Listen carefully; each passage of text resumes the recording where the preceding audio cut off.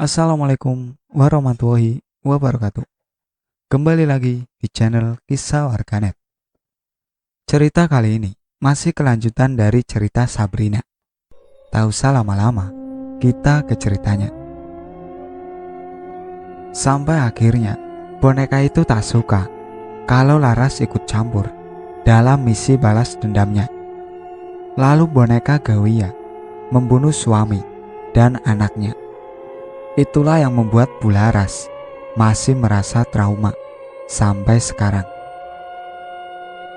Dan dengan bujukan adiknya, akhirnya Bularas mau menekuni profesinya lagi untuk membantu seseorang menyelesaikan masalah. "Baiklah, nanti malam saya akan ke rumah kamu," sahut Bularas dengan memberi kode keras kepada adiknya. Maira dan suaminya pun pamit. Malam itu, Bularas bersama adiknya datang tepat waktu. Lalu Bularas pun memulai ritual pemanggilan Kayla. Bularas menyiapkan mangkuk emas untuk ritual dan lilin yang dinyalakan di meja makan. Setelah lengkap semuanya, Bularas menyuruh Maira dan suaminya memejamkan mata supaya mereka berdua mengerti apa yang sebenarnya terjadi. Bularas mulai menaruh jari telunjuknya, lalu diputarkan ke arah mangkuk emas ajaib itu. Mangkuk itu lalu berbunyi. Bunyinya mendengung sampai ke telinga. Namun semuanya harus konsentrasi dengan ritual itu. Berbeda dengan suaminya.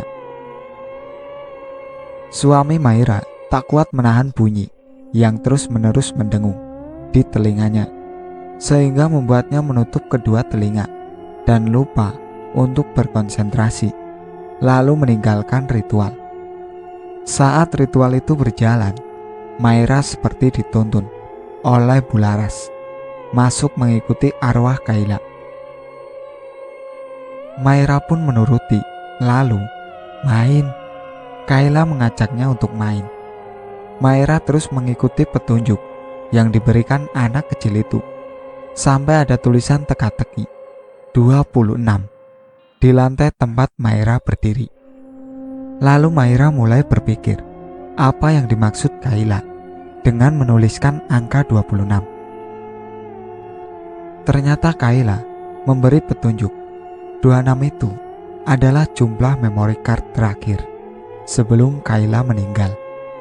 Lalu Maira pun bangkit dari ritual itu dan mencari memory card yang dimaksud Kayla.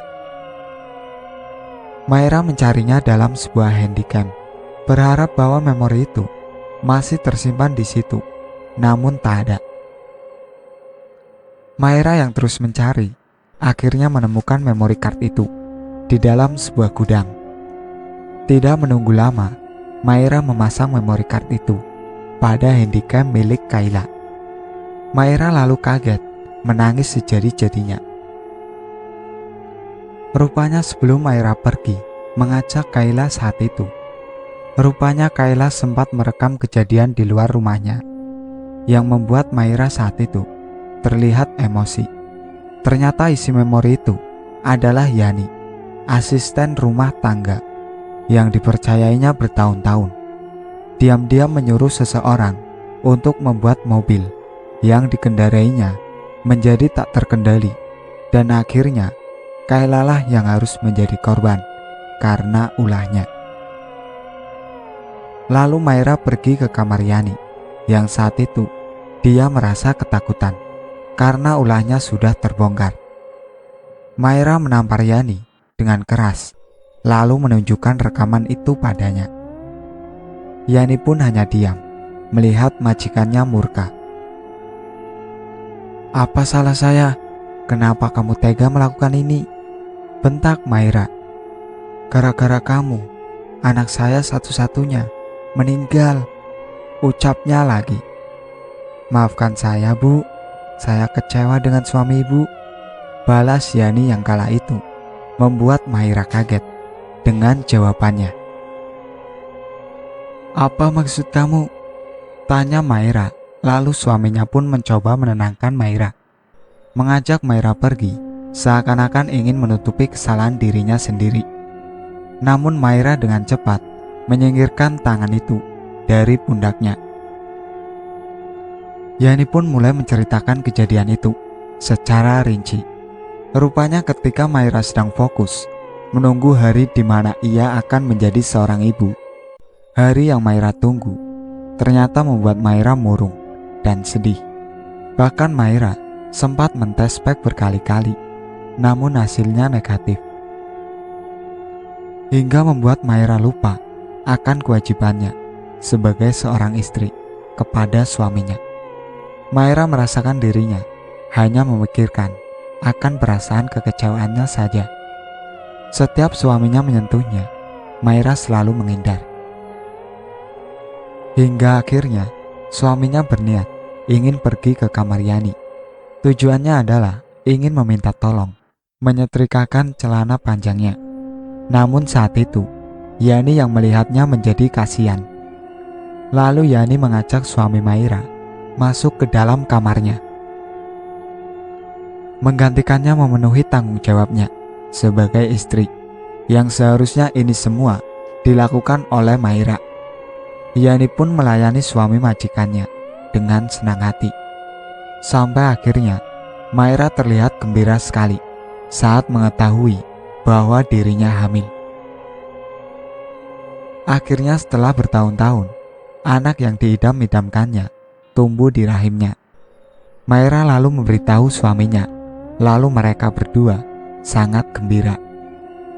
Maira menjadi sangat perhatian pada suaminya. Itulah yang membuat Yani merasa iri dan tersingkir. Yani berpikir suami Maira telah lupa bahwa ia sudah tidur dengannya malam itu. Itulah yang membuat Yani balas dendam. "Maafin aku sayang," kata suaminya. Maira pun kecewa. Ia benar-benar sangat terpukul dengan apa yang didengar dari mulut pembantunya itu. Tak disangka suaminya selingkuh dengan seorang pembantu. Lalu Bularas datang.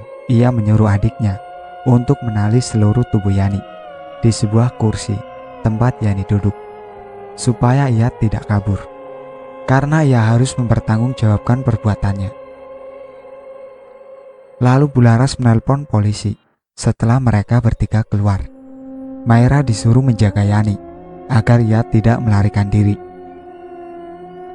Namun Yani bisa melarikan diri karena talinya yang kurang kencang menali tubuhnya. Yani lalu menampar Maira berkali-kali. "Jangan dikira saya takut ya dengan ibu," ancamannya, dan Maira juga menyerangnya balik dengan menjegal kakinya sampai Yani terjatuh dan menancapkan sejenis pulpen ke telapak kakinya supaya Yani tidak bisa melarikan diri. "Ah, kurang ajar," ucap Yani geram, lalu kembali menampar Maira dengan sekeras mungkin sampai akhirnya Maira tak sadar.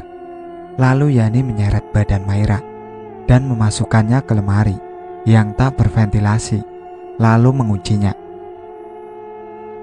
Yani lalu pergi ke dapur mengambil selang dan juga tabung LPG, yang kemudian selang itu dimasukkan ke dalam lemari tempat ia mengunci Maira. Tujuannya tak lain ialah menghabisi Maira. Sambil tertawa, Yani pun pergi meninggalkannya. "Mampus kamu," katanya berlalu.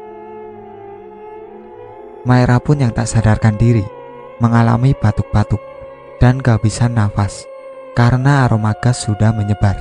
Dan tiba-tiba arwah Kayla merasuki tubuh mamanya. Kayla tak terima mamanya diperlakukan seperti itu oleh Yani. Lalu lemari yang terkunci itu terbuka oleh sendirinya. Maira keluar dengan dirasuki tubuh Kayla, berjalan mengejar Yani sambil memegang gunting di tangan kirinya. Matanya berubah putih, tatapannya marah. Jalannya pun dicepatkan menyusul Yani. "Mau kemana Mbak Yani?" "Tunggu Kayla," ucap Maira yang setengah teriak kepada Yani. Ketika Yani menoleh ke belakang, tiba-tiba jelek, Maira menusukkan gunting itu ke mata Yani. Ah, Yani merintih kesakitan. Sakit ya Mbak Yani? Ini untuk Mama, karena Mbak Yani tega mau menghabisi Mama, ucap Maira yang geram, yang saat itu dirasuki arwah anaknya. Yani pun bisa melarikan diri dari cengkraman Kayla dan berlari ke lorong kecil, berusaha menghindari kejaran Kayla dengan mata terus mengeluarkan darah karena ditusuk Maira. Setelah Yani berhasil memasuki lorong kecil dengan merangkak, Maira yang dirasuki lalu menyusulnya di belakang Yani. Mau kemana Mbak? Kayla mau main sama Mbak Yani, sambil terus mengejar Yani. Dan tiba-tiba tangannya mencengkram kedua kaki Yani, dan Yani ditariknya ke belakang. Jelek. Namun sekarang ganti sebuah pisau menancap di dada Yani. Ini untuk Papa dan Mama, karena Mbak Yani telah merusak kebahagiaan mereka. Jelek. Satu tusukan lagi di dada sebelah Yani. Dan ini untuk kematian Kayla, ucapnya sambil tertawa puas. Lalu suami Maira pun menenangkan Kayla yang merasuki Maira. Kayla, tenang sayang, ini Papa. Keluar dari badan Mama sekarang, kasihan Mama nak, bujuk ayahnya kepada arwah Kayla yang dendam. Dan ayahnya menyeretnya keluar dari lorong. Ah, lepasin Kayla, Kayla mau bunuh Mbak Yani, ujar arwahnya. Lalu adik dari Laras bergantian menyeret dan membawa Yani keluar dari lorong itu dan meletakkannya ke ruang tamu.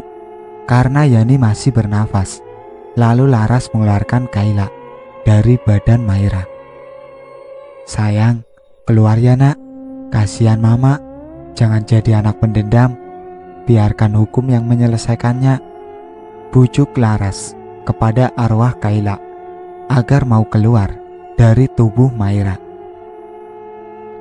Lalu Laras mengambil tasbih dan juga daun kelor yang kemudian ditaruhnya di leher Maira.